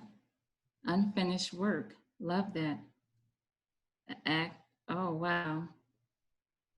Okay, Joe, excuse me. Okay, wonderful.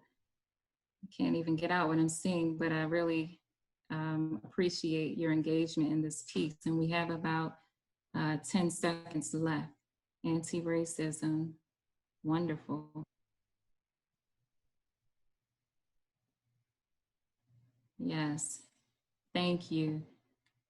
And the reason we do this is because although we're engaged in a community that's moving forward on the basis of dismantling systemic challenges that were built around racism based on a historical trajectory of how our country came to be, it's important to understand that a lot of what we view as racism or anti-racism or equity and equality, we're not viewing through the same lens, and we need some explicit definitions for some of these terms.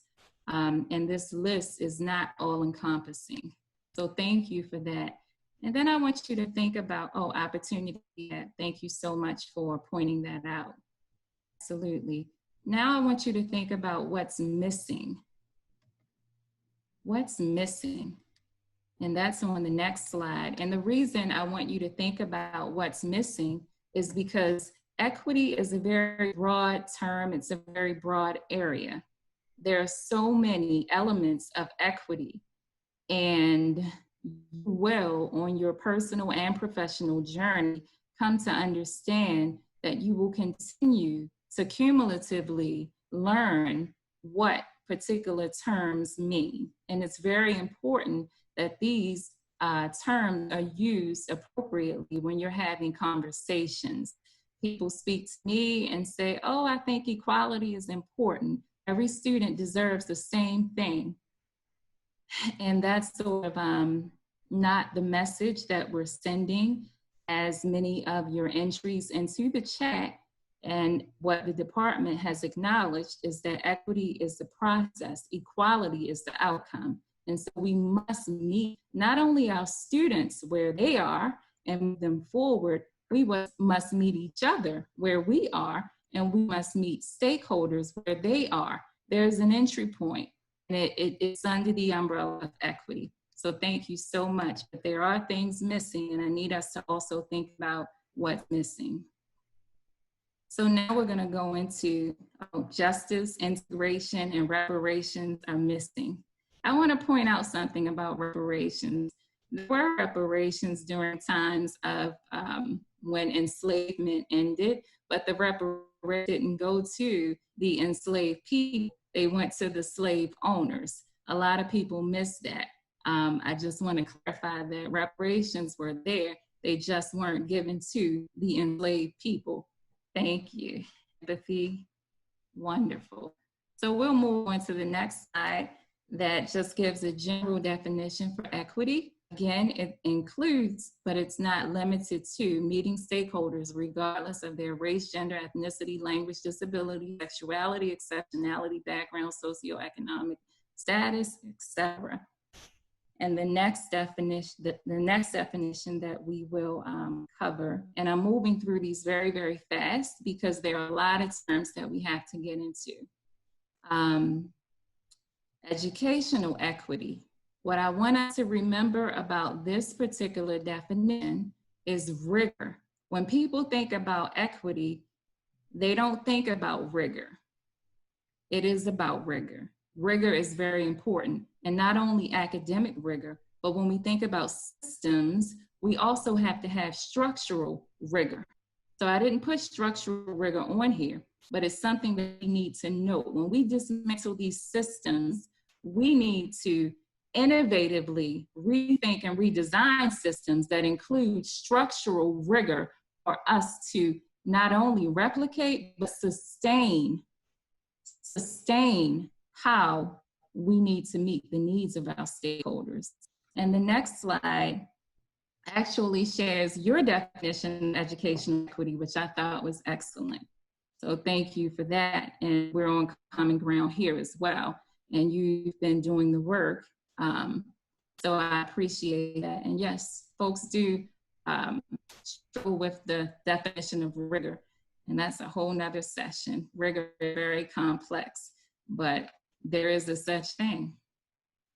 Equitable education system. I have lived in, let's see, Maryland, Georgia, Virginia, Ohio, the United Kingdom, and I have yet to experience or witness an equitable education system. And so when we think about systems, this isn't surface work that we are embarking upon. This is very serious, and we need to get to the root causes, and we also need to think about variable of history, our accounts of history, which we've been taught a very Eurocentric, Americanized curriculum throughout school. So we need to rethink a lot of those things so that we can understand the context in which the system was created and who it was designed for, and if it's working or not, because actually the system is working for those who it was designed for. The system, some people believe, is broken. It was by design, functioning exactly how it was designed to function. But things have changed, and they will continue to change. And we will receive the outcomes that we are receiving. We do not redesign the system. Inputs and outcomes, it's on the next slide. And I noted some of your inputs regarding decision-making, which I thought very, very powerful, because we absolutely need to make informed decisions. So your key input is stakeholder engagement, local data, and research. Those things are very important to make informed decisions, decision-making process. We can move on.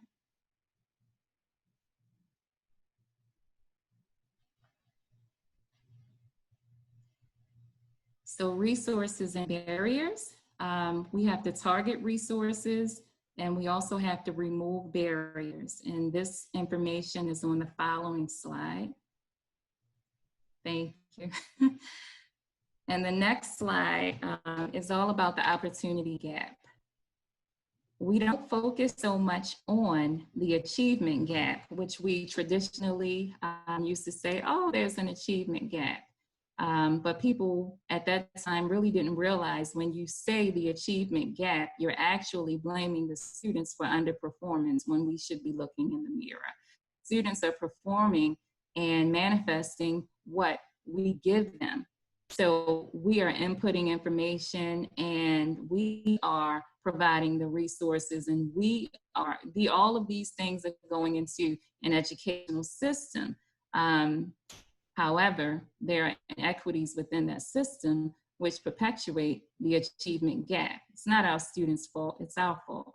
And this is not to shame and blame, it's just to bring everyone to the table so that we have an opportunity, especially now, to do something about that. Since there seems to be a consensus to move forward in this manner, we have to seize the moment, as someone said earlier. Diversity. Some people think diversity and equity are one and the same. They are not. There's a definition for diversity, and I also included teacher diversity, because when we think about diversifying the educator workforce and sustaining our teachers of color, who in Delaware are about 15%, and nationally it's roughly 16%. So we're right on board, but Pennsylvania, it's 5% teachers of color. So we have a lot of work to do. And the teacher academies throughout Delaware that Tika brought up earlier, we have 32 throughout the state. Their demographics actually reflect the demographics of the current students throughout the state. So imagine if those students remained on an education pathway and received their teaching credentials and served in Delaware, our demographics would in essence mirror and reflect the demographics of our students. Our teacher demographics would reflect the demographics of our students. Hey, Monique, I wanted to just give you a 10-minute warning. Okay. Going quick. So let's move on to racism. I think it's, individual, interpersonal, institutional, and structural. Some folks referenced this early on. I'm not going to read it to you. You have this information in the slides that you can reference explicitly beyond this presentation.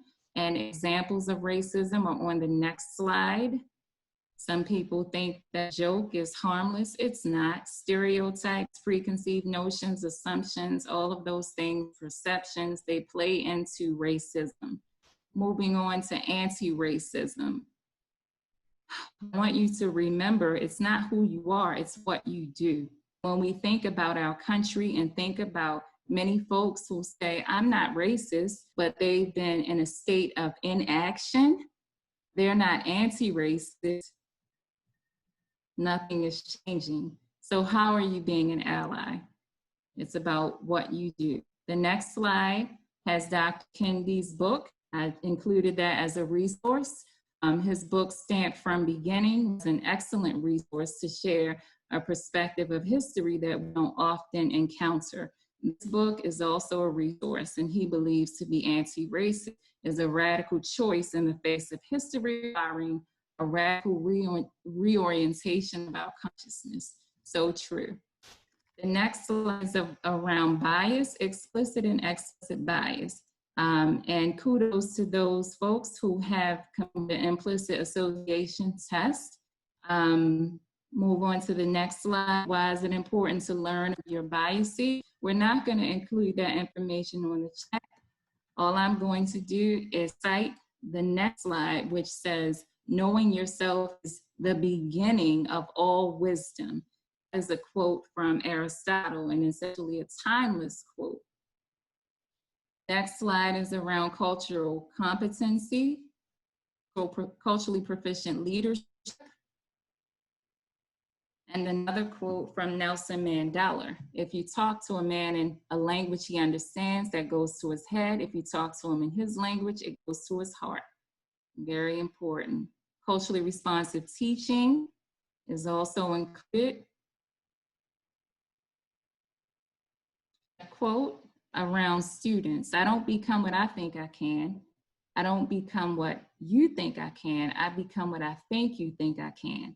And so if you don't explicitly say some things to students regarding efficacy, if you have low efficacy for them, please understand students, they know what you believe they can and cannot do, and it manifests in their performance. So we must remain very efficacious. This moment in history, I just want us to think about some things under the umbrella of the pandemic and social injustices. I'm not going to read this. You've been speaking about this as we began the meeting at 5 o'clock. And so with all of these things in mind, I only want us to tackle one question. You can read these quotes on your own. These inequities have always been here. So the questions for reflections. The last question is one that I want us to focus on while we still have the amount of time that we have. Why must we engage in ongoing equity conversations? But I saw very clearly that someone in the chat said, we cannot dismantle systemic racism unless we address racial justice. I believe that was the gist of it. So why must we engage in ongoing conversations about race? I'm going to pose that question. And moving to the next slide, the next couple, I think the next one is a quote from Warren Buffett. When you want to engage in these conversations, we have to keep these things in mind. The first four are regarding Glenn Singleton's work around courageous conversations that we learned at the department. And I also learned probably a decade prior. You must remain engaged, you must speak your truth, you will experience discomfort, you must sit in that discomfort, and you will also need to accept non-closure. There are also two others that I added, which someone shared earlier in the chat. We must have empathy. And then the last one is grace. I used to say patience, but I don't have patience when it comes to some things that I feel are long overdue. And so I thought about it and said, well, I can offer grace even if I'm not patient with it, because I understand we have to have a sense of urgency, but a sense is not good enough. We must exhaust urgency when it comes to our children. And so grace gives me the opportunity to be patient, but to also have empathy and more understanding.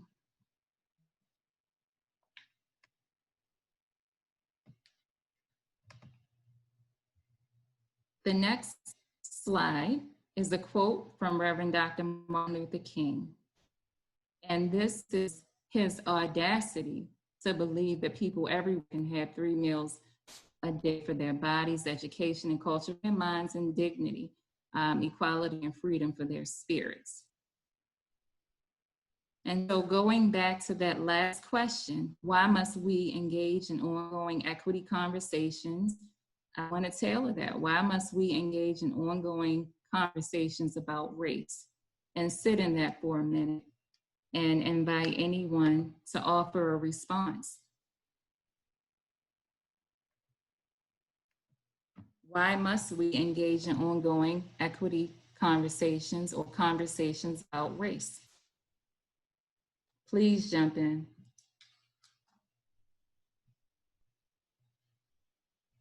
Why is this important?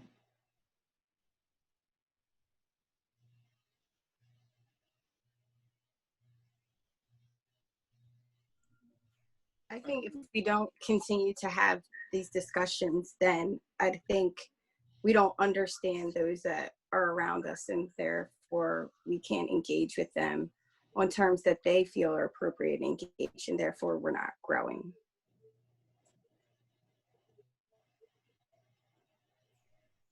We have to engage because we have an achievement gap in the state of Delaware. We have a wealth gap in the state of Delaware. We have disenfranchised children that have generationally been withheld, had their education opportunities withheld from them. And until we actually can solve those issues, then race will be at the forefront of our conversations. This is Noelle Picara. I just want to say, I'm sure we're all empathetic for students, but also just in a very practical sense, when you go back to the mind is a terrible thing to waste, quote from the NAACP, we're really suffering economically from not investing in all students. students of color being denied opportunities also means that they're unable to contribute brilliant ideas in solving problems in our communities, and we all suffer. There's a lot of statistics that show that one of the biggest economic hazards in the US is lack of education for students of color, because we're missing the opportunity of having those children become leaders. Monique, this is Jeff. I'd piggyback off of what Noel Okay. said as well. Mhm. One thing that we often don't think of, it's not just talking about race, but we're equipped to manage, our daily lives, work with students. It also, when we're not talking about race, we fail to recognize the changes in our community. Newcastle County has changed dramatically from economic structure to a race structure, and the schools and school districts aren't talking about it. They're not ready for it. So then we have such a lag between our environment and the school's ability to respond. So it is everything that everybody mentioned on why we have to keep race at the forefront of conversations, but it's also so we're ready as the changing demographics continue, economic structures continue, schools are nimble enough to meet the needs of kids. Because the conversation will continue to evolve. Either we evolve with it or our kids will continue to struggle. Thank you, Joe. And it's only because of time that I'm going to move on. I so appreciate that and your courage to respond, and you're all absolutely right. If we can move on to the next slide, it's about action. And let's move on to the next. We also need our data. We have multiple data sets that tell the story that Joe was just speaking about. In addition to race, we have change that's going on right before us, but we don't seem to be evolving in the same way. Let's move on to the next slide. Here are some of the other gaps in education through the lens of equity. And the next slide, I want to challenge you with the question, what are we doing to create the gaps? Because we seem to alleviate ourselves of the responsibility of how we have added to the gaps. We have operated in the system, although we knew the system was inequitable, we continue to operate within it. So what are we doing to create the gaps? And what are we going to do to eliminate them? And so we can move on to the next slide, which continues to present other areas where the gaps are widening. But when you think about your equity action steps, on the next slide, there's a quote: difficulty is the excuse history never accepts. Difficulty is the excuse history never accepts. And Edward Murrow said that. And I want us to think about that, because in order for us to change, we will engage in difficult times, but it's not an excuse to pause. We cannot accept difficulty as a barrier to moving forward. I love the information that's in the chat. The next slide is simply for questions, but I will paste my email information in the chat, and some people already have them. I will answer your questions, and I'm open to collaborations. As Martin Luther King said, you don't have to see the whole staircase, just take the first step. I've also included resources, and I put a check beside the implicit association test that many of you took prior to this session, but I also wanted to include other resources for you. I'm not going to read them out loud, but I think you will enjoy engaging in those resources at your leisure. And thank you very much. And I wish I had more time with you, but I appreciate the time that I do have. And I look forward to not only speaking to Maria, but to speaking to everyone. So thank you very much again.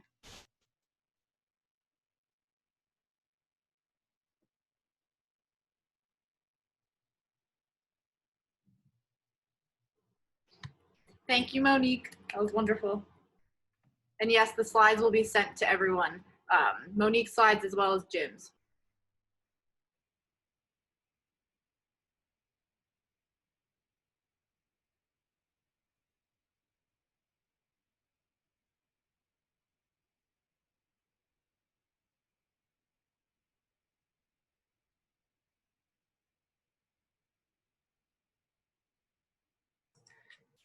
Is Tizzy still on?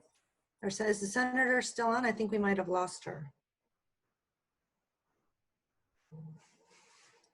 I was just looking for the same thing.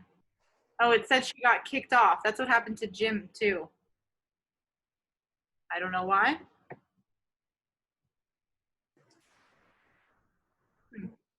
Would you be able to run the public comment? Sure. Do we have people signed up?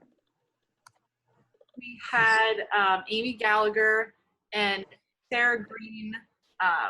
Those were two folks that I saw. Sarah said her questions were mainly posed at Secretary Bunting and Jim Simmons, and I don't think either of them are still on. But I know Amy had Well, this is really for comment anyway, not so much for questions. And does Senator Lockman usually allow folks, I thought she said 3 minutes each? 3 minutes. Okay. Oh, Haley, you have the list. So if you just wanted to, offer the opportunity to folks who had signed up, and they'll each have 3 minutes. Sure. Let's see. I don't know if I still see Amy's name here, but Amy Gallagher was the first person to mention in the chat that she had a question, but I don't. I'm here. Oh, Amy, you're here. Great. Do you want to pose your question? Yeah, if Sarah can go first, that'd be great. I just I have a lot to fit in 3 minutes, so if anyone else wants to go first, that's fine. And I'm back. Sorry, Haley. I got kicked off. And everyone. I don't know why. Everything completely under control while you were gone. It seems so. Anyway, apologies. So we're at the public comment. Yep. Great. So we had Sarah Green and Amy Gallagher. Great. And, we offered Amy a chance to speak. She said Sarah could go first if she wanted to. Sarah, do you still want to speak? Sure, and I appreciate what Matt is saying, that it's not for questions, it's more for comments. So I'll make it in comment form, especially because the people who would answer the question may not be here. I guess my comment is, I see the recommendations that are out of DOE, but what I don't see is the mechanism for accountability from each district in how they implement both the CARES Act funding and how we are to see that they actually are doing what is recommended by the DOE. Recommendation is one thing, and what actually happens in schools is another thing. So I guess my comment is, I would really like to see someone, maybe from this consortium that is based on equity, keep track of what is actually happening when these recommendations have been put forth, but there's no accountability requirements. Who is going to find out what is actually happening? Who's going to keep track and make sure that it happens? And that's all. Thank you for giving me a moment to speak. Thank you.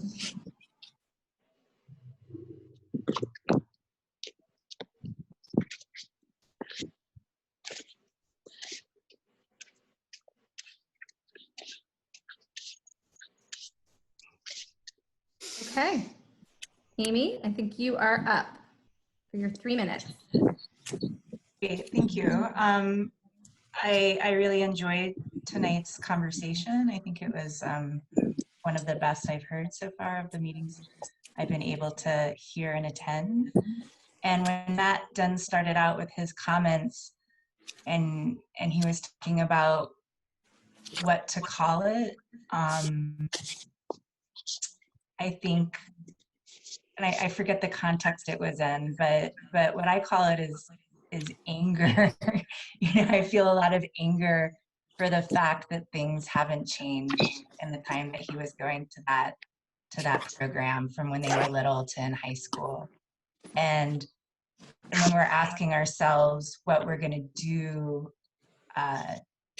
to combat this, and what we're willing to do publicly, I think that's the question I'm asking myself. I'm running for office because of the questions that are being asked here.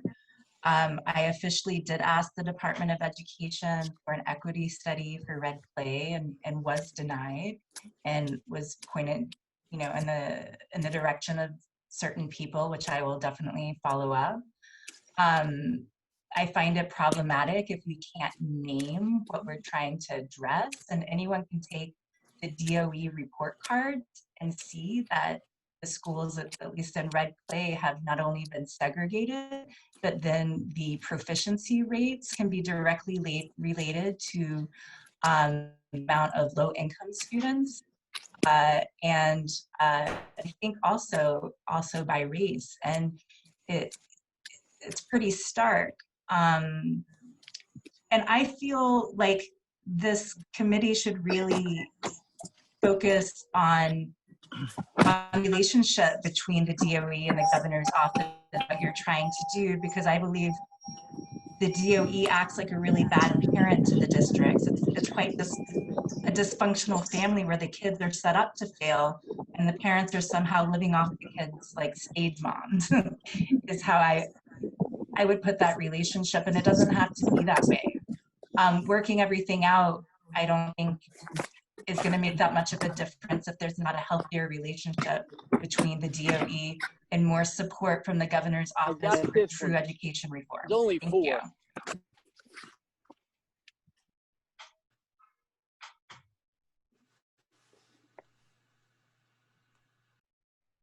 Make sure to, well, thank you.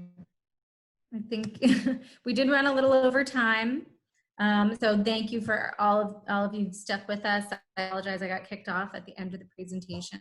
Really enjoying. So thank you to Monique to tell you that. And thank you, Matt, for your stewardship.